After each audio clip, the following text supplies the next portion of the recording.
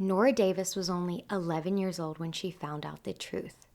Her father was the handyman, a serial killer who murdered 30 women and kept their severed hands in a locked chest in his basement beneath their home. 18 of those women's hands were found. The rest, still missing. He was sentenced to life. Her mother took her own life, and Nora changed her name, buried her past, and tried to move on. Now, she's 37, a successful surgeon, and she carefully rebuilt her life. But the past won't stay buried, because her patients, they start to die, killed the same exact way that her father killed his victims. And the question haunting her is no longer if she's being framed, but whether the darkness runs in her blood. Someone is recreating the handyman's crimes, watching her, following her. But who? That's what we're going to find out today on Buried Secrets.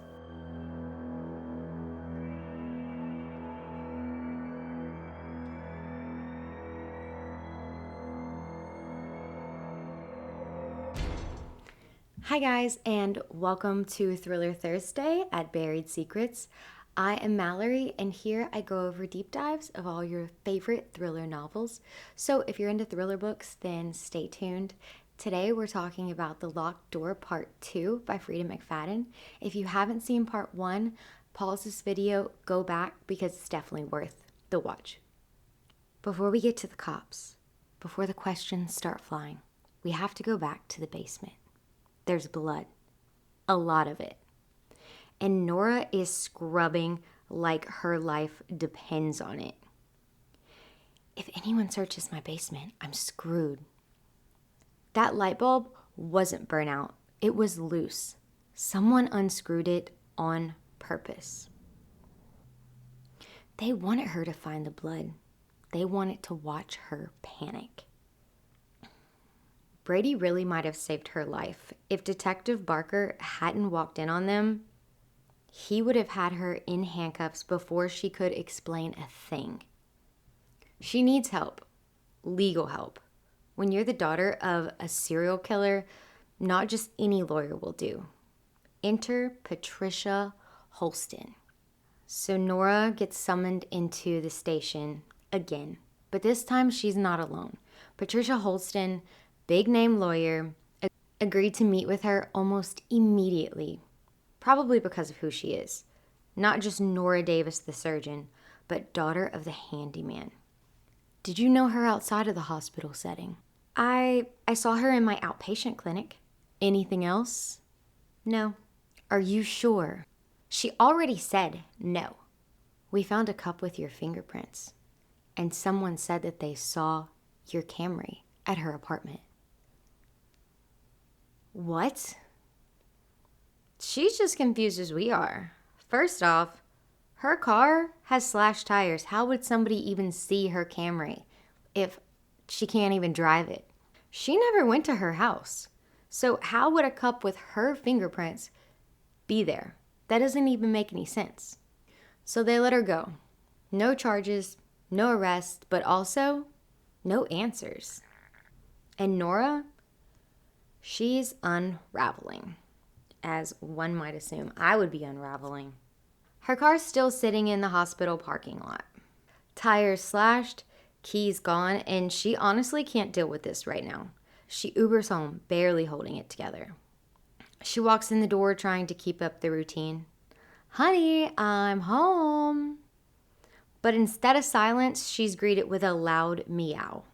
Oh God, forgot about the cat. Of course she did. Add it to the list of things to do. Fix the car, install the security system, get the cat out of her house. Try not to lose her mind. All of it and none of it. Because that second her doorbell rings, she freezes. Her first thought, the police found more evidence. They're back. But when she checks the peephole, it's Brady. Hey, Nora, how are you doing? Been better. Got your car fixed. You did? Thank you so much. You didn't have to. No worries. I had some time to do it, so how much do I owe you? Brady doesn't hesitate. I mean, of course he doesn't. He works at a little dive bar and Nora's a surgeon. $750. Let me go get my checkbook. Do you want to come in? I think I'll stay right here. Right, of course. Nora feels like she's just been slapped, but she gets it. This is exactly why she never tells people who she really is. Because the second they find out, they start looking at her differently. Just like he is now. She wishes things were different. Wishes she could go back to Christopher's, back to that version of them where they were just two people watching scary movies on the couch, not a surgeon with secrets and a bartender looking at her like she might be dangerous. But that's gone now, and he's not coming back. She goes inside, grabs her checkbook, and returns with a check in hand. Here you go. Thanks again. Their fingers touch just barely, and for a second, Nora feels it. That tingle, that flicker of something that used to be there. Or maybe it still is. Nora, look, I can't be involved in this because of my daughter. No, it's fine. I'm sorry. I said it's fine. But it's not fine. Nora's hurt by the rejection. More than she'd like to admit, but maybe it's better that way. And that's when she sees it. An envelope, barely visible, slightly shoved against the wall. Her heart skips a beat. The return address reads, Aaron Neerling. No postmark. Like, I don't even have the energy to scream that this is her serial killer father's name, okay? Just casually sitting on the floor like junk mail. No thanks. The only way this got into my house, she whispers, is if someone slipped it through my back door. Or worse, left it here when they planted the blood in my basement. Security system, first thing in the morning. She picks up the envelope, no more ripping it in half like last time. Okay, she is done with that. She has got to know this time, and so she opens it. Inside it says, come see me, Nora. Signed, Dad. Ugh. And just like that, everything shifts, and there's no ignoring this anymore. After 26 years, Nora is finally going to visit her father. When he first was arrested, she wanted to see him so bad. Her mother had just taken her own life. He was the only parent that she had left. But her grandmother refused. If you want to visit him when you're 18, fine. But not while you're living under my roof. At the time, it felt cruel. But as Nora got older, she realized that her grandmother was right. And she never visited. Not once. Until now. It's a 3-hour trip there and then 3 hours back. She only brings her purse. She is not staying the night. The prison is high security. She'll have to see him through a glass. Thank God. But still, this is it. After all this time, she sits down at the visitation booth, staring at him. Once he was handsome, tall, strong, and kind of a charm that fooled everyone. But now, he looks small, frail, like a ghost of a man she remembers. He's hunched forward, but his eyes never leave hers. That smile, faint, familiar, it flickers across his face as she picks up the phone. Hello, Nora. His voice is raspier than she remembers, but calm. It's still him. Hi. It's been a long time, hasn't it? Yes. You look beautiful, Nora. Thanks. I hear you're a trained surgeon. Quite impressive. I always knew you had it in you. Nora feels a flicker of pride. It's twisted. She knows that. This man is a monster, a killer, the reason her entire life imploded. She shouldn't care what he thinks. But hearing him say that he's proud of her, that's the part that scares her the most. I'm so glad you finally decided to visit. I've been waiting to see you. I thought you forgot about your old dad. I could never. Excuse me, sir. You literally made her change her entire identity. How could she forget? I read your letter. Did you? It only took about 500 of them. Who put the letter under my door, Aaron? Aaron. Is that what you're gonna call me now? You used to call me Daddy. Who put the letter under my door?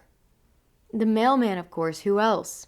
It was under my back door with no postmark.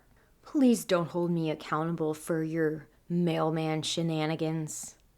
Ugh, he is so manipulative. It is literally disgusting. And I know she's getting mad. Like, you can feel it building. But who wouldn't? He's dodging her questions. He's playing word games. He's acting like he's still in control. And he kind of is, huh? Who killed those girls, Aaron?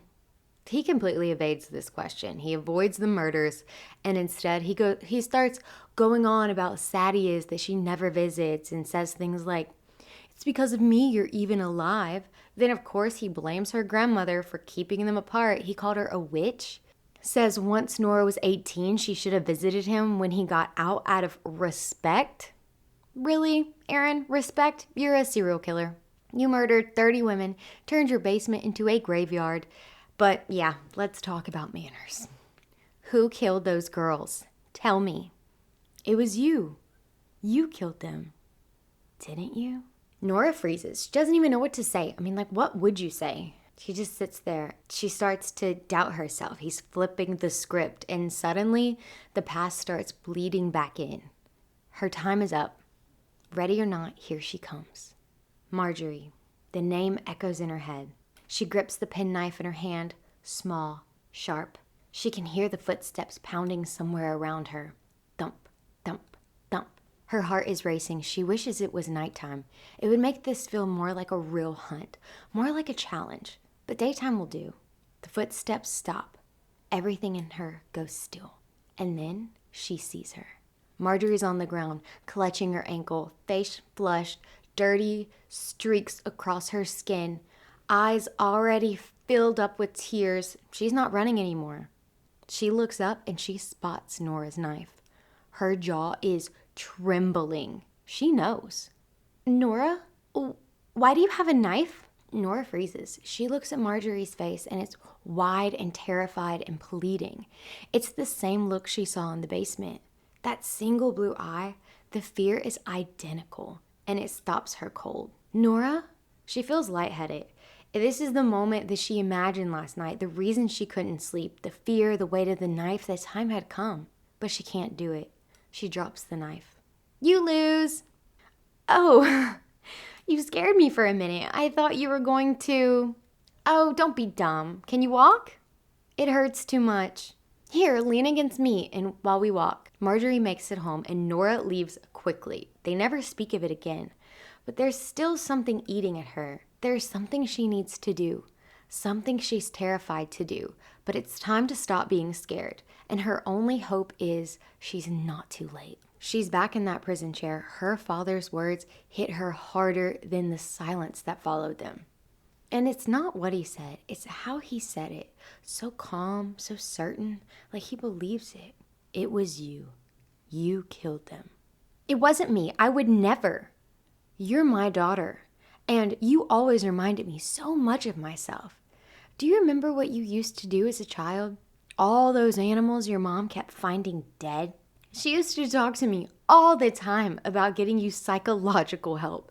Did you know that? Nora's jaw tightens. The wave of memory rises up and crashes into her. She feels like she is suffocating. Yes.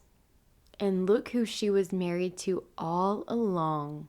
Her face is burning of anger, shame, grief. Everything is she's just feeling everything right now. She resents her mother for leaving her, for hanging herself, for choosing death over staying. And for a moment, Nora wonders if maybe her mother wasn't as innocent as she always believed. I'm not like you. Oh, really? Then why'd you become a surgeon then? It's not because you love cutting into people? You don't get a satisfaction from ripping their guts out? You've never fantasized about... She slams the phone down. Nope, he's wrong. He taps the glass, still trying to get inside her head. But she's done. She's leaving and she is never coming back. 3 hours later, she's back in San Francisco, finally. Behind the wheel of the car, she can breathe again. She's exhausted. All she wants is her bed, something soft, something normal. On the drive home, she lets her mind wander. She pictures a different life, a marriage, kids, coming home to someone waiting for her. But the fantasy doesn't last long. A few minutes into the drive, she smells it. Rotten eggs? Maybe cabbage? Maybe both? Did she leave groceries in the car? She rolls her windows down. The smell is getting worse. Overwhelming, sour, and heavy. She needs gas anyways, so she pulls into a station just to breathe something else. Need anything, ma'am? There's a clerk who comes up to her. Yes, can you fill the tank? And then she hesitates. Actually, there's a weird smell in my car. I think I might have dropped something. The clerk leans in and sniffs and, oh, smells like somebody died back there. Oh, I know, I must have. No. She is praying as she pops this trunk. She is praying that she sees a busted egg, a bag of trash, anything else. She opens it and this smell hits her like a punch. Rot and lavender. That stupid freaking lavender. Whoa, lady, what do you have back there? Just as I thought. I left groceries. Silly me. We've got a garbage dump back there if you want to toss them. No, it's fine. I'll take care of it when I get home. Are you sure? That smells pretty rank. I wouldn't want to drive home. No, it's not bad. I don't live too far. She's about a half an hour from home. Her windows are down, breathing through her mouth. She doesn't dare pull over again. If someone sees what's in her trunk, she is finished. She finally makes it home. She parks her car in the garage and she heads straight for the back.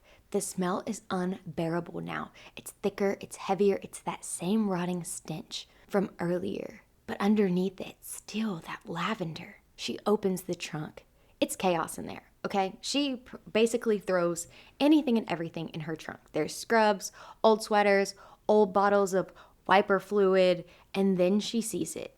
She starts praying it's not what she thinks it is, but there it is. Dizziness, watery eyes, disbelief. No, this cannot be happening. It's a severed hand. She stares at it, frozen, because if anyone finds this, she's going straight to prison, no questions asked. And the worst part is, she has no idea how it got there. The only time someone could have planted it was at the airport, but how are they getting in her car, into her house, into her life? Nora, why have you not got your security system up yet? Like, girl, you need to get you need a vault. You need to live in a freaking vault. She grabs the hand and the bloody scrubs, bundles them all together, and when she walks into the house, she whispers, "Honey, I'm home." Really, Nora, is this the moment for "Honey, I'm home"? Be serious. She steps inside and footsteps approach. She's tense, but it's just the cat. Looks like she's got a permanent house guest now. Fine. There are bigger problems. She shoves everything into a grocery bag, then double bags it, then triple bags it. She can't put it in the trash. It's Friday. Trash day doesn't come till Monday. She's spiraling. What if Barbara shows up with a search warrant? Fireplace. No. What if the fire department gets called? Should I have just told the detective everything from the beginning? That I'm being set up? But Barbara seems suspicious of her since day one. She can't risk it. She has to get rid of this now. She gets back into her car and she starts driving. Nowhere in particular, she's just looking for a dumpster anywhere. 20 minutes later, she pulls into a Carl's Jr. She never eats there. No connection. Fast food makes her nauseous. The parking lot is empty. It's quiet. It's safe. As safe as it's gonna get. She grabs the bag. She walks up to the dumpster, lifts the lid, drops it inside. One bag, one crime scene, gone. She takes a step back. She breathes. By tomorrow, it'll all be gone. When she goes to turn to leave, "What are you doing?" A voice, curious, not angry, not panicked, just curious. How much did he see? Nora doesn't wait to find out. She jumps into a lie so fast it almost sounds rehearsed. "I was eating here earlier and I lost my sunglasses." It's a teenager. "In the dumpster?" Wishful thinking, I guess. Did someone turn them in? No. Well, I guess they're gone forever. You know what? I bet someone stole them. Thank God for naive teenagers. That's probably exactly what happened. You want me to take your number just in case they show up? That's okay. I was getting gas earlier, so I'm gonna go back and check the gas station. Good luck. Nora bolts into her car, barely breathing. Her heart is in her throat. I can't even imagine the adrenaline rush she's feeling right now. Full fight or flight. And the second she shuts the car door, her brain is spiraling. What if the kid tries to be a hero? What if he digs through the dumpster? Yeah, At minimum wage? No, not gonna happen, Nora. Not gonna happen. As she drives, her thoughts shift to home. What if something happened when she was gone? Another break-in, more blood, a body. But when she walks through the door, all she hears is the cat, meowing, hungry, alive. At least I can make the cat happy. She feeds it, feeds herself, and then she's starting to settle for half a second. Then the doorbell rings. She cannot get a break. Who would be here this late? Her heart skips a beat. Brady? God, she wants it to be Brady so bad. After the day she's had, she'd just give anything to collapse in his arms and pretend like none of this is real. But it's not Brady. It's Detective Barber. Her first thought, please tell me he didn't find the severed hand. Nora opens the door.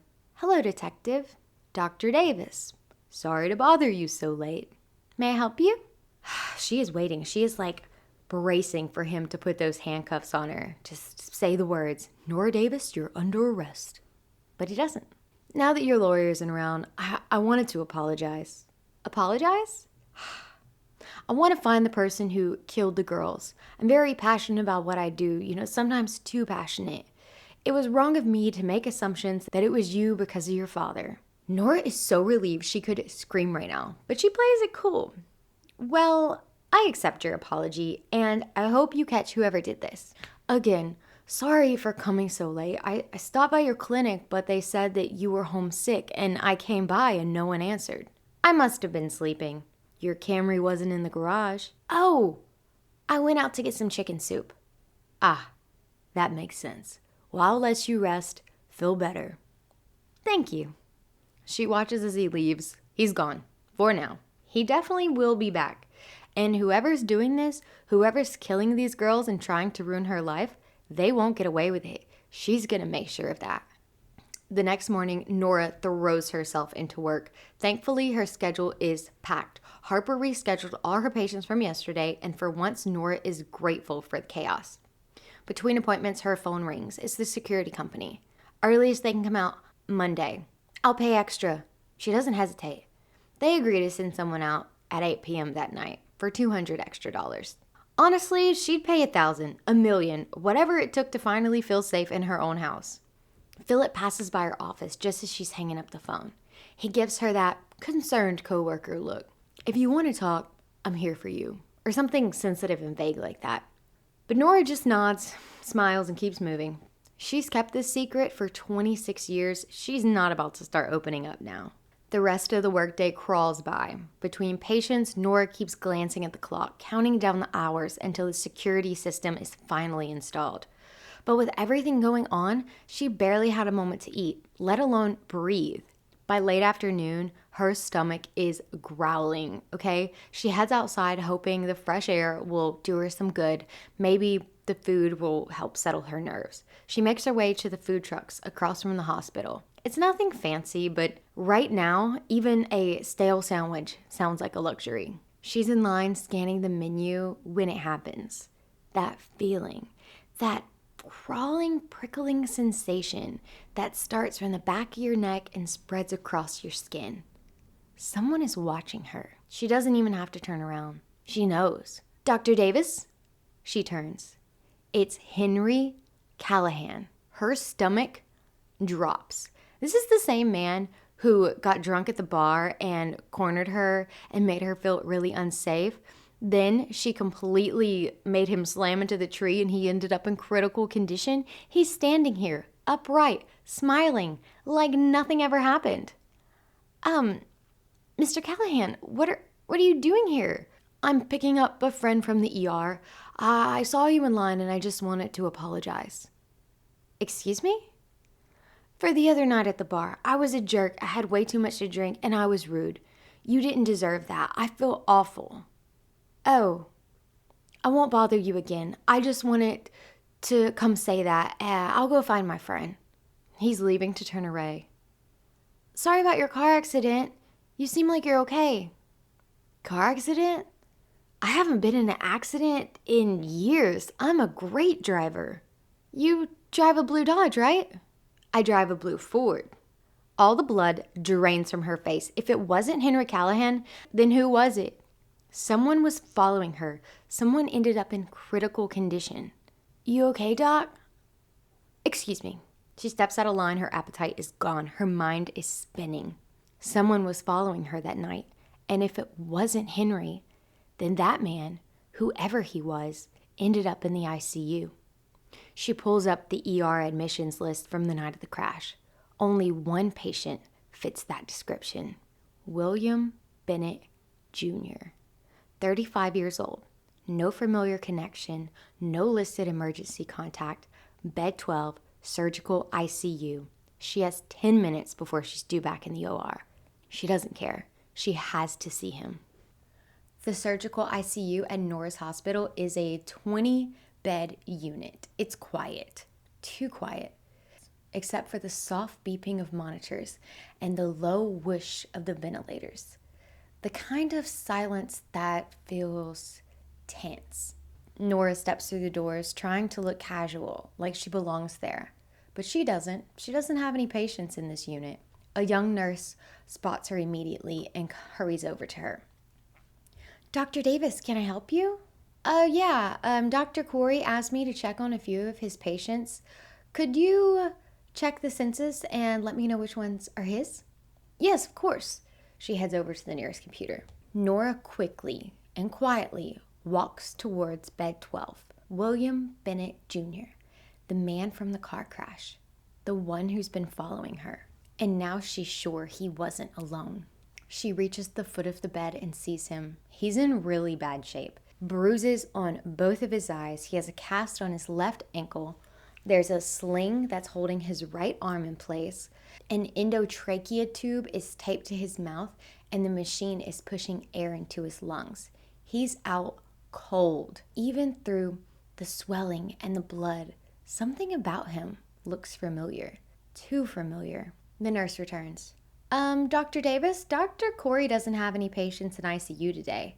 Oh, it must have just been a simple mix-up. He hasn't had a patient in the ICU for weeks. Thanks. I'm late to the OR anyways. I'll be heading out. The nurse watches her a little confused, but not enough to stop her. Nora has bigger things than to worry about some nurse. Seeing William Bennett Jr. in that bed confirms one thing. He wasn't acting alone. Someone is working with him. And now she has to figure out who. The stench hits her before she even gets out of the hospital parking lot. Rotting flesh, chemical, sweet. It floods the car. Even with her windows down, she is gagging. She drives to the outpatient clinic office. Tries to pretend that today is just normal, but she's 10 minutes late for surgery and the rest of her schedule is packed. She spends the day scrambling, trying to catch up, trying to focus. But someone followed her. Someone planted blood in her basement. Someone put a severed hand in her trunk. And she still has no idea why. She parks in front of the clinic. Windows rolled up. She can't have them rolled down and having people asking questions. Whoever's doing this, they've already gotten way too close. As soon as she walks in, someone jumps at her. It's Miss Kellogg. Remember the lady who had the bruises on the left eye from her husband? Well, she's here to see Dr. Davis. Dr. Davis! I just wanted to let you know Arnold passed earlier this week in his sleep. Heart attack. Oh no, I'm sorry to hear that. Thank you. And thank you for always taking such good care of him. She gives Nora a quick hug before she heads out. Nora watches her go. She can't help but think she's probably relieved. But even though Arnold did die of natural causes, it still gnaws at her. That's another one of her patients, another dead body tied to her name. Harper chimes in. Are you okay, Dr. Davis? Yes, I'm fine. She is lying through her teeth because right now, nothing about Nora's life is fine. I made you some soup. Nora took it to be polite, but she didn't eat it. She tucked it in the fridge and completely forgot about it. Sheila walks by and she hears the tail end of Nora's frustration. Everything okay? Of course it's not, but Nora doesn't answer. Instead, Sheila shifts the subject. Philip and Harper have gotten pretty cozy since Sonny dumped her. Great. I've talked to him about it. He's definitely hitting on her. Nora doesn't have the energy for this at all. If Philip wants to be some creepy old guy hitting on a 25-year-old receptionist, then she's just gonna have to let him. She's dealing with blood in her basement, body parts in her trunk. Office gossip does not make the list of importance right now. Harper did her best rescheduling the patients, but it's nearly 7 o'clock by the time Nora finishes up. Harper insists on staying to help, but the second Nora is done, she's already packed up. I was heading out. Need anything else? Oh God, please, no, go home. Thanks. Harper's grabbing her bag, she's grabbing all of her stuff, and then something in Nora's mind clicks. Harper has dark hair, blue eyes. She looks just like Shelby Gillis, Amber Swanson, and Mandy Johansson. It's pretty dark out. Do you want me to walk you to your car? No, it's fine. Really, you shouldn't go out alone. It's not safe. I won't be alone. You're not? Philip waited for me.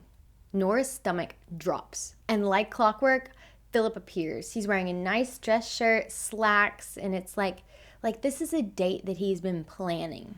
Harper and I are going out for drinks. You're welcome to join us. Nora hesitates. She's tempted. She kind of wants to go just to make sure nothing happens, but she's meeting with the security system installer in less than an hour, so she doesn't have time for that. Have a good time. Oh, we will. Nora watches them go. She's uneasy. She hates this. But at least for now, she knows Harper's safe. Nora heads back into her office to finish up paperwork, stalling. She's dreading going home. Even with the security system, the house still feels haunted, still feels unsafe. For once in her life, she doesn't want to be alone. She opens her phone, and for the first time, she texts Brady. Hi.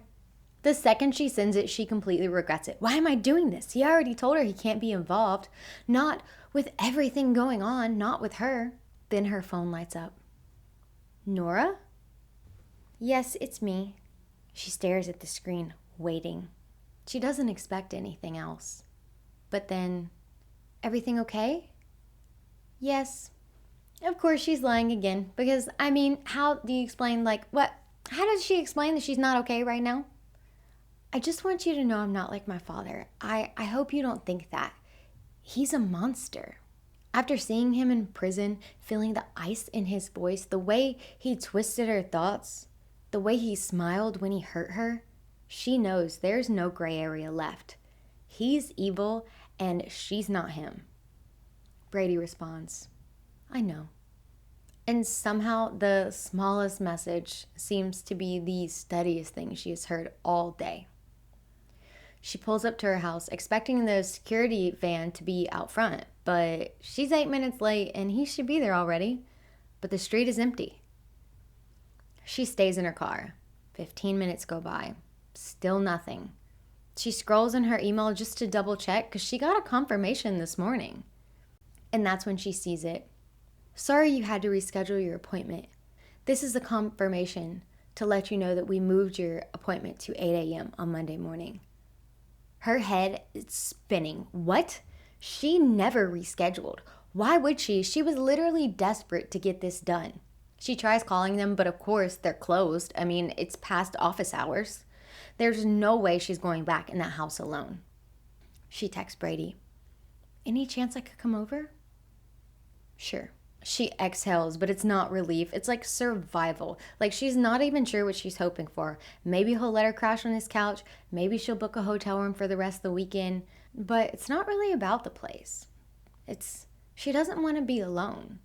But she doesn't want to be with just anyone. She wants him. The thought of curling up next to him, hearing his voice, feeling his arms around her, it brings her more comfort than anything else has these past couple days. Even more than an old-fashioned. And that's saying something. When Nora pulls up to Brady's apartment, she expects it to be quiet, safe, maybe even comfortable. But instead, chaos. Miss Clemsworth and her granddaughter are outside on the porch. The older woman is crying. She's hysterical. The granddaughter is trying to calm her down, but it's not working. Nora doesn't want to get involved, so she lowers her head. She tries to slip past and go around the back. She's just a few steps from Brady's door when the niece. Hi, I'm sorry about the commotion. You're Brady's friend, right? Right. See, Auntie Ruth, this is Brady's friend, and she's fine. He's not hurting anyone in there. But Miss Clemsworth would not let it go. I know what I heard. What? The niece, she winces. I'm sorry, she's got this wild idea in her head about Brady that she hears screaming from his apartment at night. I think she's hallucinating. Maybe she shouldn't live alone anymore. You may be right. I'm kind of new to this. She's never gotten this worked up with her last tenant. I hear screaming all night. He's torturing someone, that poor girl. Nora's stomach turns. I mean, she knows that this is just dementia, but with everything going on, she feels a bit uneasy. Maybe she's just hearing Brady's daughter. What? I mean, when she visits, she probably makes a lot of noise. Maybe her aunt thinks it's screaming. Brady doesn't have a daughter. She says it so casually, it like hits Nora like a punch in the gut. Then he turns and she's trying to comfort her aunt, promising, look, I'll stay for the rest of the night. I'll make sure that, she doesn't disturb you guys. But Nora is frozen. Suddenly everything starts to click. She's just sitting there like losing it. He showed up right when the murder started. He has a degree in computer science and he works at a dive bar. He devoured horror movies when they dated in college. He idolized her father, the handyman. He even owned a mask of his face. He knew the man who was following her, probably told him when to show up. He had access to her fingerprints when she drank the glass at the bar. He showed up the same day her tires were slashed. He had her keys to fix her car, plenty of time to plant the severed hand. And the daughter room? Was that just to make her let her guard down? And there was never a car seat. She can see in his car right now, there still isn't a car seat. It was all a setup. He doesn't want to protect her. He wants her exactly where she is, alone, confused, off balance. She has to get out now. Brady appears. Nora, her heart drops. Hi! There you are. Is everything okay? I figured you'd ring the doorbell. You know I'm around back. Right. And she's slowly taking steps back. Actually, I don't think I'm going to come over after all. Brady's face changes. You're not? No, I think I'm just going to go back home. Well, that's very disappointing. Are you sure you're okay? You look funny. I'm fine. He takes a step towards her. Why don't you come upstairs for just a minute? I'll get you some water. He's too close now. No, I'm gonna go home now. He touches her shoulder. She shoves him hard. He stumbles back, shocked. What the heck, Nora? Stay back. Stay back or I'll call the cops. The cops? What are you talking about? You asked to come here. What is wrong with you? He tries to grab her arm, but she yanks the car door open and she climbs in and she locks it. He starts pounding on the window. Nora, come on. She starts the car. He knows that she means business now, so he backs up. She takes off, leaving him standing there. It was Brady. He found her after all these years. He killed all those girls. He's been taunting her, circling her, setting her up. He found out who she was, got in touch with her father. Erin Nerling always wanted a prodigy. She thinks about calling Detective Barber, telling him everything. But the severed hand makes everything too risky. If he doesn't believe her, she's done. She's panicking, thinking, what am I gonna do? Brady planned this so perfectly. He had me completely fooled, made me think that he cared about me. She can't go home. I mean, not really. She's gonna go back, pack a bag, and get a hotel. Just for the weekend. Then she'll figure out how to convince Barber that it's Brady, that it's not her. She parks on the street, deadbolts the door behind her. She won't be there for long. She's not taking any chances. She's starving. There is no food. There's nothing in the fridge except the stupid little soup Harper made. She put it in her purse when she was leaving the office, and it is still in her purse. It's the only thing she's got, so it's going to have to do. She heats it up, slurps it down. It's better than nothing. Her phone buzzes. Brady. Why are you so upset? Is everything all right? She would feel so much safer if the security system had been installed. Brady must have rescheduled it. He had to. But how would he even know that she had an appointment? The only person who knew, Philip. Philip had access to her patient files, access Brady never would have had. And then there's the mug, the personal mug from the clinic, the one that vanished from her office, the same mug that showed up in Shelby Gillis's apartment. Her chest tightens. Could it be Philip? No. No, he's her mentor. He's someone she has respected for years. He recruited her right out of residency. He helped her build her practice. She trusted him. But the way he was staring at Harper before they left the office earlier, watching her, and Nora thought Harper was safe with him. She picks up her phone. She calls Harper. It goes straight to voicemail. Then she calls Philip. No answer. She tries them both again. Nothing. Her mind races, trying to make sense of it all, trying to stick the logic over the panic. Maybe there's an explanation. Maybe she's wrong. Brady could still be the one. Brady has taunted her. Brady killed those girls. It makes sense. She opens Facebook, accepts his friend's request, scrolls, and there it is. Her breath catches. He's not the loner psychopath she thought. There's pictures of him with his parents and his daughter at the park.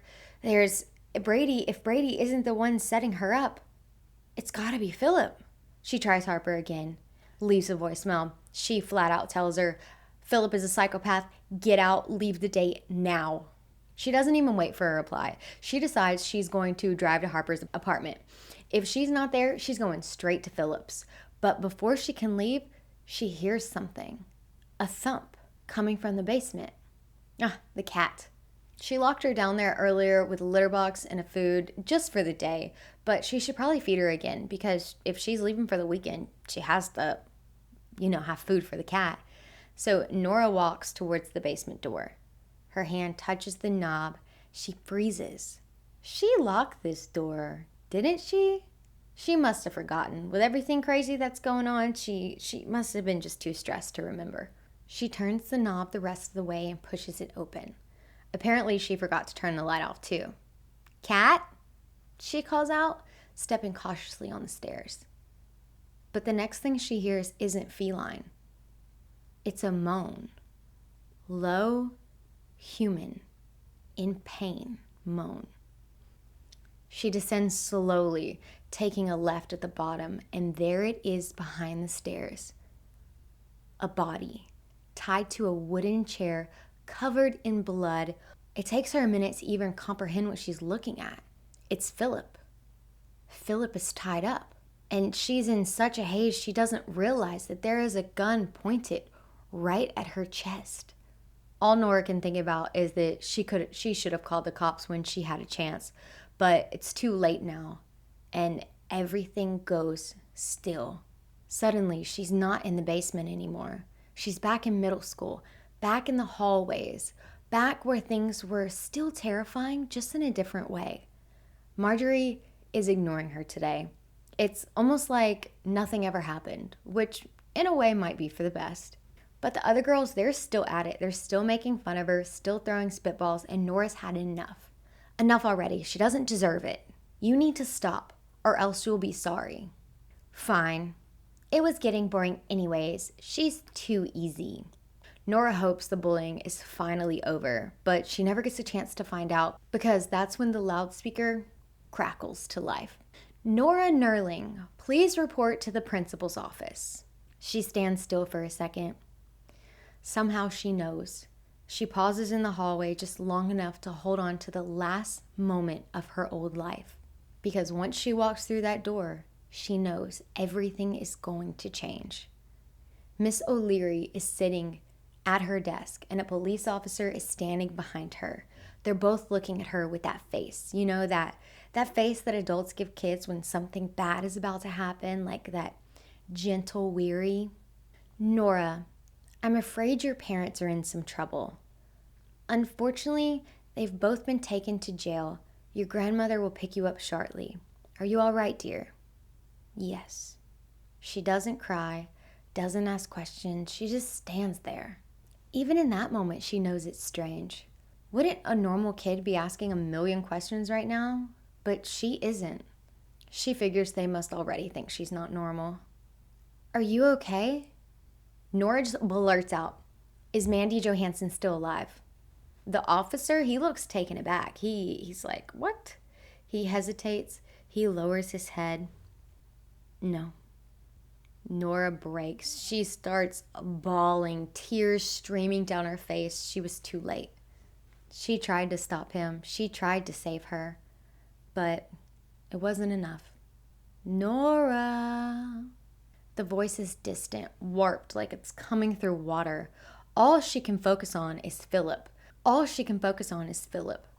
Slumped forward, unconscious, blood dripping from where his hand used to be. His left hand is gone, severed off. Nora. She turns her head, and there she is, standing, alive, not tied up, not bleeding, and pointing a gun directly at her. Harper, what are you doing? Harper let out a laugh, cold, cruel, completely unbothered. What do you think I'm doing? Isn't it obvious? Nora blinks hard. Her vision is getting fuzzy. Her legs feel like they're giving out. But I thought you liked him. Philip? Ugh. Please. She takes a step closer. The gun is steady. The only man I care about is Sonny, and you took care of him, didn't you? Nora shakes her head. Her head is dizzy, and she's just trying to stand upright. What are you talking about? I barely even know Sonny. He's in the ICU because of you. Why do you think I was crying every day at work? He never broke up with me. We're still together. I asked him to distract you, to keep you busy so I could get into your house. But why? Why? You still don't know? She kicks Philip's leg. He's moaning. Poor Philip, he is in a bad way. To finish what I started, I was going to leave him here, leave the police a nice little anonymous tip, let them find exactly what's in your basement. Isn't that what you did to your dear old dad? How do you know about that? No one was supposed to know. She was the one who made the 911 call. She was just a kid trying to save Mandy Johansson. But she was too late. She failed. He told me. You really think he didn't know what you did? He trusted you. You were his daughter and you betrayed him. Nora is like stumbling. She is not feeling good. Her head is woozy. Who? Who told you? Our father. The dizziness hits her all at once. She collapses to her knees. I see you ate the soup I made. That's going to make this so much easier for me. Nora is barely holding on. What are you talking about, Harper? Why are you calling him our father? Harper looks amused, like she is enjoying this. Because he is. He's our father. Yours and mine. I don't have a sister. She's trying to do the math, trying to understand. I mean, he's been in prison for his whole life. He couldn't have... Oh, but you do. Guess no one ever told you Mom was 5 months pregnant when you called the cops? Nora's breath catches. That's why she killed herself, you know. She found out what he really was, and she didn't want to bear another one of his children. She starts pacing. Our grandmother took you in, but not me. She didn't want me. She didn't want to raise a second child of a monster. So I got adopted, closed, no records, no ties. But I found out anyways. I am very resourceful. Okay, wait. So actually, this part confused me. Harper said that her mom was 5 months pregnant when she killed herself, but that doesn't track. I looked it up. A baby at 5 months is only about 20 weeks. It wouldn't have survived outside of the womb, especially not if the mother dies suddenly. The lungs aren't developed enough, viability starts closer to 24 weeks, and even then it would take extreme emergency care to even have a chance. So I am calling inaccuracy on that one. That doesn't make sense in this story. Anyways, Nora tries to steady herself, but everything is spinning. Harper continues. That's how I met our father. I went to the prison to see him, and he told me everything. She smiles like this was the happiest day of her life. Psycho. We really connected. It was like finding a missing piece of myself. And I'm a much better daughter than you ever were. I would never do what you did. Traitor. He told me he wrote you every week and you never visited. Because he's evil. He killed 30 women. He tied them up and he did things I can't even say out loud. Yes, he did. He taught me so much. Nora looks over to Philip. He looks like he's already dead. You don't have to do this. But I want to. Everything's been leading up to this. You're sick. That's funny, because that's what they're going to say about you when they find all this dungeon you built, just like our father. You made it so easy. Spare keys to your house, the car keys right in your desk drawer. Luckily for me, Philip couldn't stop talking about your security guy. That would have really messed it up. And just like that, Nora sees it so clearly. Harper is Aaron. All the darkness, the manipulation, it's never gonna stop. Just minutes ago, Nora was worried for her. Now she sees the truth. The dark eyes, the dark hair, the blue eyes, the dark hair, the mother she lost, the guilt she carried, it all led here. You know what's sad? Your whole life you've kept yourself from following your natural instincts. And I can see it in your eyes. And now you're going to jail anyways. Ironic, isn't it? Nora is barely able to hold herself upright, and she steadies her breathing. Who says I never followed them? Oh, please, Miss Goody Two-Shoes. Right, that's what everyone believes, isn't it? She gestures slow and deliberate behind Harper. Guess you never took a look around, did you? Harper narrows her eyes. She tightens the grip to the gun. What are you talking about? If you had, you wouldn't be saying those things about me. Harper glances at the wall, and her eyes land on this large wooden crate that is pushed back. What's in there? Why don't you take a look? Why don't you tell me? Remnants. Remnants? I think I did a pretty good job preserving them. I took cue from our father. She tilts her head and she matches Harper's smirk. She's playing the game with her. That's good. Too bad you never told me who you were. We might have had some fun together. Harper takes a cautious step back towards the crate. Her gun is still raised. But the power dynamic is starting to shift. Of course, I couldn't get it perfect. Maybe you've got some tips for me? Harper's free hand is reaching for the crate. Nora watches, calculating, because she's only got a few seconds before Harper realizes the truth. There's nothing inside the crate except for a stack of old toilet paper. Harper's hand touches the lid. Nora lunges. Harper stumbles, hitting her head with a sickening crack. But she's not down for long. She fights like a banshee, feral and fast. Nora might have had the upper hand, but the drugs are still dragging her under. Harper pins her to the ground. Nora claws her way out, grasping, swaying her feet. She's fighting for consciousness, now trying to survive. She's already lost. She couldn't save Mandy Johansson, and now she can't save herself. And then a hiss, a scream. Harper streaks. Nora has no idea what's happening until she sees a flash of black fur. The cat. The cat attacks Harper. The claws flashing, teeth bared. She howls in pain. Nora doesn't hesitate. She jumps.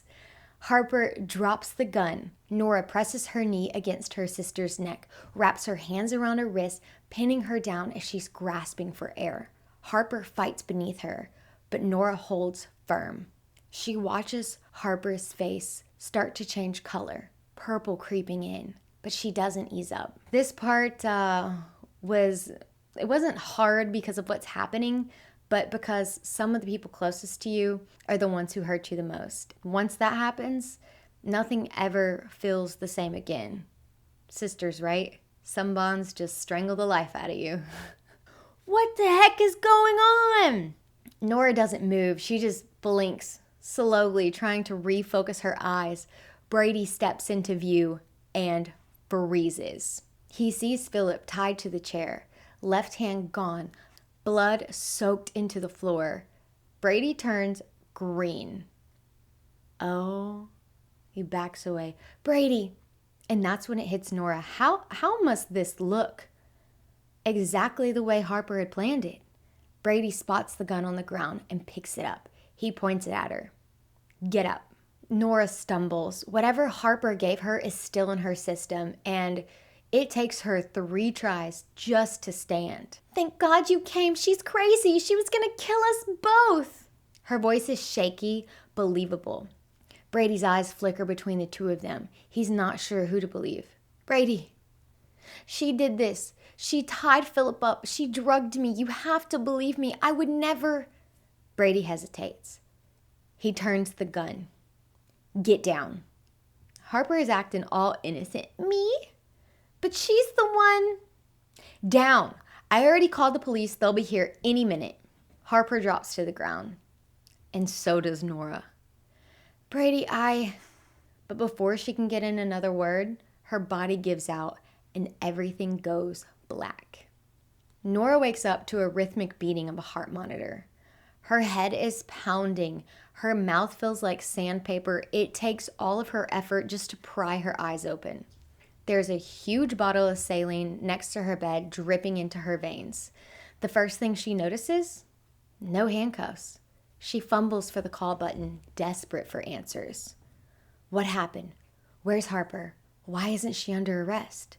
She glances at the wall. 2 a.m. She presses the button and tries to sit up. Her head throbs with every moment. A nurse appears at the door. So you've woken up, have you, Dr. Davis? Nora. Am I under arrest? No, I don't think so. Should you be? I'm having trouble remembering. How did I get here? From what I understand, you were significantly drugged. An ambulance brought you in and they reversed the sedative in your system. But your friend has more information than I do. Or is he your boyfriend? Nora's heart jumps. We didn't let him in, but he's been here since you arrived. He said his name is Brady. I'll go get him. I'm sure he'll be relieved to see you're awake. Nora's nodding quickly. Yes, let him come in. She suddenly feels so desperate to see him, but also scared. What does he think happened? What did he walk in on? A few minutes later, Brady slides through the door. He looks disabled. There are dark circles under his eyes, but when he sees her awake, he smiles. You're okay. Thanks to you. You looked like you were doing pretty well on your own. Nora flashes back, Harper beneath her, the gun clattering to the floor, her body trembling from the drugs. She knows she wouldn't have lasted much longer if Brady hadn't shown up when he did. How'd you know to come down there? You seem freaked out. I was worried, so I came over, and your front door was unlocked. Nora remembers she was about to leave, and then she heard the noise in the basement. I had a weird feeling something was wrong, but I never could have imagined. Yeah. I'm sorry I freaked out at your house. Miss Clemsford's niece told me you didn't have a daughter, and I thought, oh. Yeah, well, I wasn't totally honest with her. Things are tight with me financially, and if I told her that Ruby was staying with me, then they would have raised my rent. Nora blinked. She should have just let him explain, but she was too scared. Philip, is he okay? Brady's face drops. He's quiet for a solid 3 seconds. He's alive, but he's not in good shape. Luckily for you, he came around enough to tell the police what happened. Said it wasn't you. Poor Philip. This never should have happened to him. She'll always blame herself. What about Harper? She's in custody. Once Philip ratted her out, she confessed to all of it. She was proud of it, too. Thank you. For what? For believing me when I said I didn't do it. Brady sits at the edge of the bed and takes her hand gently. I know you're a good person, Nora. I know you can never do something like that. Also, Harper had a huge knife strapped to her calf, like she was a pirate. So that kind of tipped me off. Still, I appreciate it. They sit together in silence, holding hands. And for the first time in 26 years, Nora wonders if maybe it's safe to finally stop running, to stop being scared of letting someone in. A year later, Brady and Nora are at the farmer's market. This is Nora's first time, but she saw a name of one of the vendors and She wanted to check it out. She's met Rudy, and the cat has become part of the family. I mean, of course, the cat had to become a part of the family. It saved her life. Her and Brady are engaged. They have put a bid on a beautiful home that has a big backyard for Ruby, no basement. Nora goes to the maple syrup vendors since she swears she's going to start cooking pancakes every Sunday. As the woman is getting out some of the syrup and she's testing it, she's humming to herself. She's too focused to notice when Nora says, "Marjorie?" She gives her a try, talking about the syrup. "My kids helped me make this." Nora loves it. "I'll take 2. Light or dark? Give me 2 of each." Just as she's giving Nora the syrup, Marjorie says, "Do we know each other?" Nora doesn't want her to know who she is. I mean, as far as she's concerned, Nora Nerling is dead. She just wanted to know that Marjorie was happy. She couldn't save Mandy Johnson, but at least she saved Marjorie. I just have one of those faces. She takes her bags and heads off to join her fiancé to live her own good life. When I first found out I had a sister, I was happy. My childhood was different than everyone else's, and when I turned 18, I learned the truth. It finally made sense. At first, I admired her, my sister, a surgeon. And then I met our father, and he told me the truth, how she went to the police, how if it wasn't for her, we would be a family. He would be a free man. Nora betrayed us. She's not like us, he said. But he had no idea. I've seen what she's capable of. Like Arnold Kellogg, who obviously gave his wife a black eye. That woman came back the next day, shaking, crying in Nora's office. Said she couldn't leave. If she did, he'd kill her. And I watched Nora pull out a vial of calcium glycotinate. Watched her whisper, "Inject this while he's sleeping. Everyone will think it was a heart attack. He won't wake up." A week later, Miss Kellogg came back to thank her, said her husband died peacefully in his sleep. Nora killed that man, and it didn't bother her one bit. I never told the police. I kept her secret. After all, she is my sister, and you never know when that might come in handy. So what did you guys think? Let me know in the comments. Don't forget to like and subscribe so you don't miss Thriller Thursdays and the next episode of Buried Secrets. Until then, stay safe and keep on reading. Bye, guys.